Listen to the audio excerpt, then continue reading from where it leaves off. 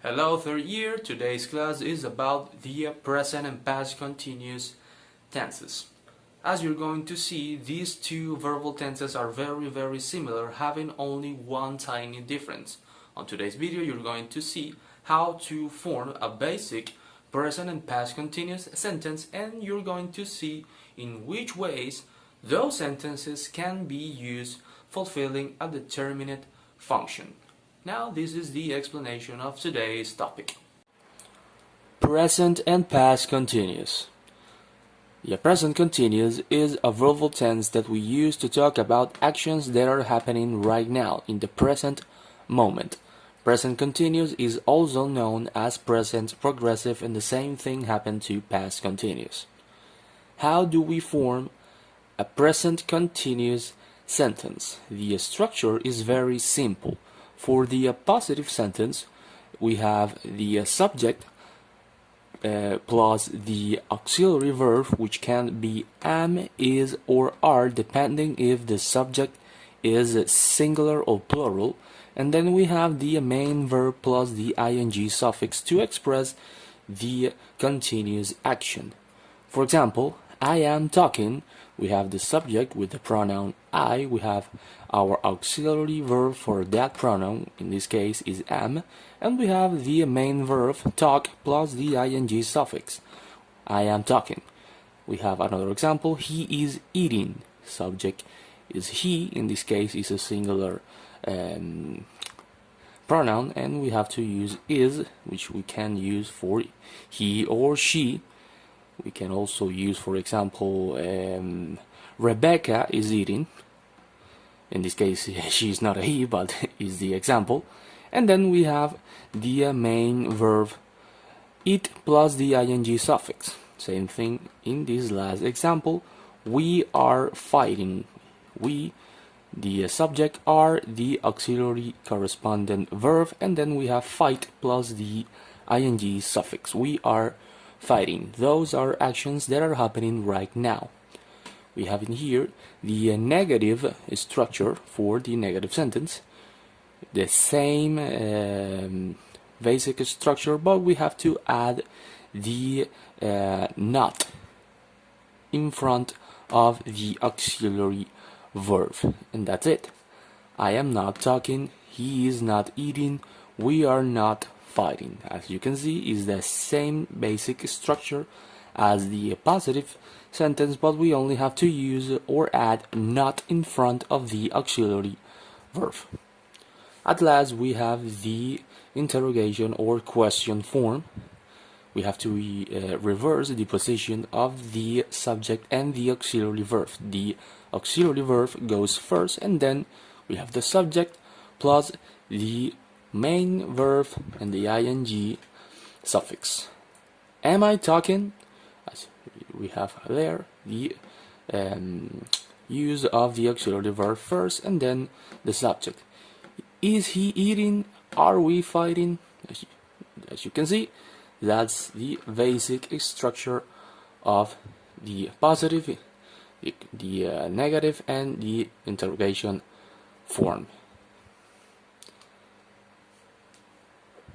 For which things we can use a present continuous sentence? What are the uses of that verbal tense?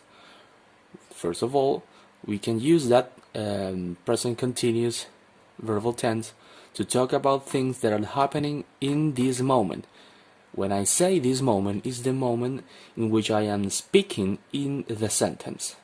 For example, I am studying now. He is eating at the moment. Is it raining? Those are things that are happening or are not happening or may be happening in this moment. Another use is to talk about things that are happening in the present, but not in the moment in which I am speaking. It's in the present, but it might be happening in present days, not present moment. For example, they are learning English these days. As you can see, that is something that is happening in the present, but not necessarily right now. Same thing happened for she is currently looking for a job. She's looking for a job right now in the present, but we don't know if that is happening in this present moment. We know that it's happening in these present days or weeks. At last we have, are you working much lately? As you can see, the adverb lately tell us that that is something that is happening right now, but in the last days. We can use words as these days, as currently, or as lately to express that something is happening in the present, but not right now. At last, we have things that are happening in the near future. I am going to the party tonight. We can use a word like tonight or later to express that something is happening in the near future. Something that is happening very, very close in time. He is not coming to class later. We know that later is something that we use to something that is happening very soon. Later can be in the afternoon or later in the day. Are you working next year? As you can see, we can use even a year for near future. Maybe a decade or maybe another time is a little more far ahead, but we can use year to express something in the near future because this year can be something close. After present continuous, we have the past continuous. That is a verbal tense that we use to talk or express actions that were happening in a specific time in the past. It's the same thing as the present continuous, but those actions already happened in a specific time in the past. The structure is exactly the same, but we have to change the auxiliary verb. Instead of using am, is, and are, we use was for singular pronouns or subjects, and we use were for plural subjects. For example, for a positive sentence, I was talking, we use was for a singular pronoun or subject. We can also use he was talking or Maria was talking. A singular subject is accompanied by a singular auxiliary verb was. Then we have we were fighting. We use were without the H to express the as an auxiliary verb for a pronoun that is for a plural subject. We were fighting. Was for singular, were for plural. The same structure as the present continuous we have in the past continuous, the negative. In this case, we only have to use or add the negation not to the sentence in front of the auxiliary was or were. For example, I was not talking or we weren't fighting. Remember, we can use a contraction wasn't for the was not or weren't for that were not. At last, for the question or interrogation form, we reverse the position of the auxiliary verb and the subject. The auxiliary verb goes first. Was I talking? Were we fighting? And that is how we form a basic past continuous sentence. Remember, it's the same structure as the present continuous, but we only have to change the auxiliary verb. Uses of the past continuous verbal tense. First of all, we use it to express or talk about interrupted past actions, something that is happening in the past but got interrupted by another action. In this case, in most situations, we have to use two clauses or sentences within a same sentence. We have to unite two sentences, basically two actions in the same sentence. For example, Jose called while I was watching the news. We have to use when or while to interrupt an action. While separates one action from the other one. And the interrupted action can be first or can be later in the while, after the while, or before the while, or after the while. He was walking to work when he fell. We have an action, he was walking to work, and then we have another action which interrupts that first situation. Was it raining when you left? We have was it raining, and then we have the when to separate the two actions one from another. An action that interrupt another, and remember that we have to separate the two actions with a when or a while, depending on what we want to express.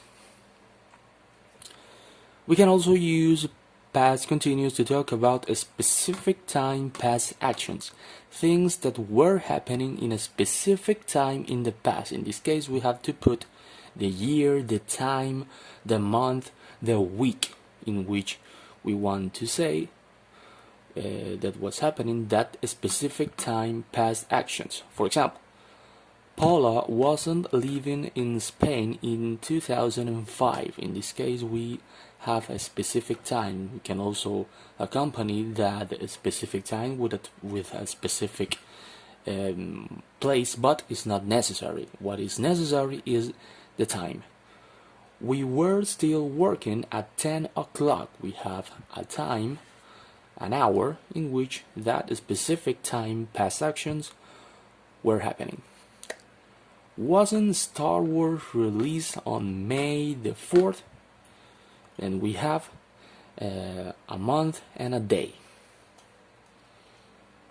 At last, we have same time past action. We have two simultaneous actions that were happening at the same time. Now, you remember the while from the first use that we just saw.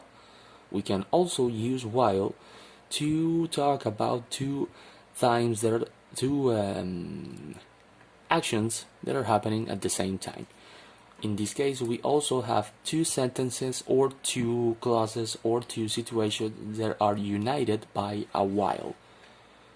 The difference between these use and the first one, the interrupted past action, is that we have two actions that are happening without any interference one from another. Those two actions can coexist.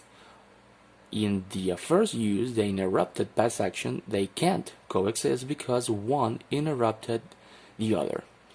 My son was reading a book while I was cooking. As you can see, those two actions are happening at the same time because the cooking here is not being interrupted by the reading of the book. If the son, threw a book to me while I was cooking, in that case, he does interrupt me, but in this case, it doesn't. They were talking very loud while we were trying to watch a movie. Now, maybe in this case there's a little interruption, but it doesn't cancel this a whole situation here. They were talking very loud while we were watching the movie, but you can continue. They can continue to watch the movie, even if they are talking very loud. At last, we have she was staying in the car while her parents were paying the bill. Two situations. She was staying in the car, and the parents were paying the bill. Nothing interrupt anything. You have two situations that are happening at the same time. If you know how to use the modal verbs is, are, was, and were, and you know how to change a verb into a progressive verb, adding the suffix ing, then you know how to form a basic present and past continuous sentence. Next, we're going to practice on our group with the uses and functions of these present and past continuous sentences. That is it for today's video.